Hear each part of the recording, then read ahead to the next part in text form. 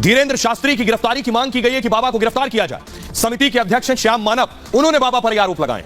धर्म के नाम पर बाबा अंधविश्वास फैला रहे हैं। प्रेत दरबार की आड़ में बाबा जादू टोना को बढ़ावा दे रहे हैं। लोगों के साथ धोखाधड़ी और शोषण हो रहा है। श्याम मानव ने 30 लाख रुपए की चुनौती दी है कि बाबा मेरे सामने आए, चमत्कार करें तो 30 लाख रुपए दूंगा। श्याम मानव ने कहा बाबा चमत्कार करके दिखाएं, वो सही साबित हुए तो हम 30 लाख रुपए दे देंगे।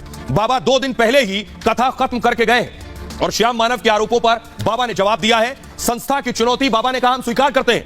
रायपुर में 20 और 21 जनवरी को उन्होंने कहा दरबार लगाएंगे, वहीं आ जाओ, संस्था के लोग आए, किराया भी हम दे देंगे। आरोप लगाने वालों की मानसिकता छोटी है। कथा पहले खत्म नहीं की, कथा 7 दिन की थी। बागेश्वर धाम के खिलाफ साजिश की जा रही है, बाबा ने कहा है। दरअसल ये तो अंधश्रद्धा समिति थी। ये समिति के लोग बाबा की जहां कथा हो रही थी वहां पहुंचे। उन्होंने कहा जैसे ही हम आए, बाबा डर के मारे समेट कर अपना पंडाल समेट कर चले गए। तो बाबा ने कहा मैंने ऐसा नहीं किया। ये आपको दिखाते हो तस्वीरें, जब अंधश्रद्धा समिति के लोग पहुंचे, ये देख रहे हैं आप, सभा में पहुंचे बाबा की, तो नारेबाजी शुरू हो गई, हंगामा शुरू हो गया और बाबा जो चमत्कार दिखाने का दावा कर रहे थे वो साबित नहीं हो पाया। अब जरा सुनिए बाबा ने जो उन पर आरोप लगे हैं उस पर क्या कहना है, सुनिए। अगर वो कहते भगवान होते या नहीं हमें अनुभव करना है। बागेश्वर बालाजी का 2 दिन दरबार लगा, आप नहीं आए। 7 दिन का दरबार लगा, आप नहीं आए। हमारे पास टाइम रहेगा, हम फिर आएंगे। लेकिन रायपुर में 20 और 21 तारीख को पुनः दरबार है, किराया हम देंगे। आपकी चुनौती हमें स्वीकार है। Welcome to you Raipur.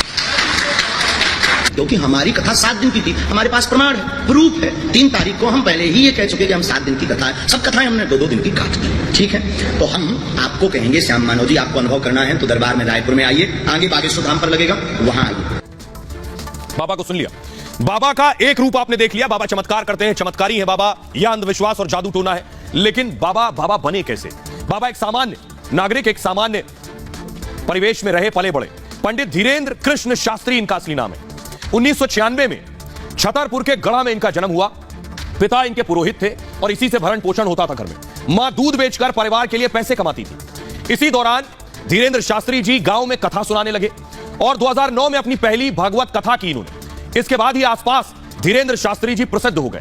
Dhirendra में बचपन से प्रभावित करने की एक क्षमता थी लोगों से बातचीत में। पंडित धीरेंद्र ने शंकर जी के प्राचीन मंदिर को चुना और धीरेंद्र गर्ग इसी मंदिर में पूजन और पाठ करने लगे। 2016 में गांव के लोगों ने एक विशाल यज्ञ किया और इसी यज्ञ में बालाजी महाराज की मूर्ति की स्थापना की गई। तभी से यह स्थान बागेश्वर का मंदिर कहा जाने लगा।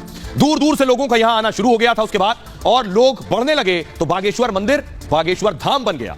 इसके बाद बाबा ने यहां दरबार लगाना शुरू कर दिया और इसी दरबार में लोग अपनी पीड़ा सुनाने के लिए आते हैं। पीड़ा बताने से पहले ही बाबा सब कुछ लिख कर बता देते हैं उसके बारे में। बाबा के 2 भाई और 1 बहन है। भाई का नाम सालिक, बहन का नाम है रीता, पिता का नाम है राम कृपाल गर्ग, मां का नाम है सरोज। लेकिन मैं आपको बताऊं, बाबा पर जो शख्स श्याम मानव जो जादू टोना और अंधविश्वास का आरोप लगा रहे हैं, उन श्याम मानव का दावा है वो भी बाबा के आश्रम में गए थे। बाबा के आश्रम में जाने के दौरान जिस रिक्शे पर बैठे थे उस रिक्शे वाले को जानबूझकर उन्होंने अपनी गलत जानकारी दी। उसके बाद जाकर बाबा के उस कतार में लग गए कि बाबा के दर्शन होंगे। जानबूझकर रिक्शे वाले को गलत जानकारी दी। उसके बाद जब उस कतार में लगे थे तो बाबा ने माइक से श्याम मानव का नाम पुकारा। श्याम मानव जब बाबा के पास पहुंचे तो बाबा ने वही जानकारी दी जो श्याम मानव ने रिक्शे वाले को गलत जानकारी दी थी।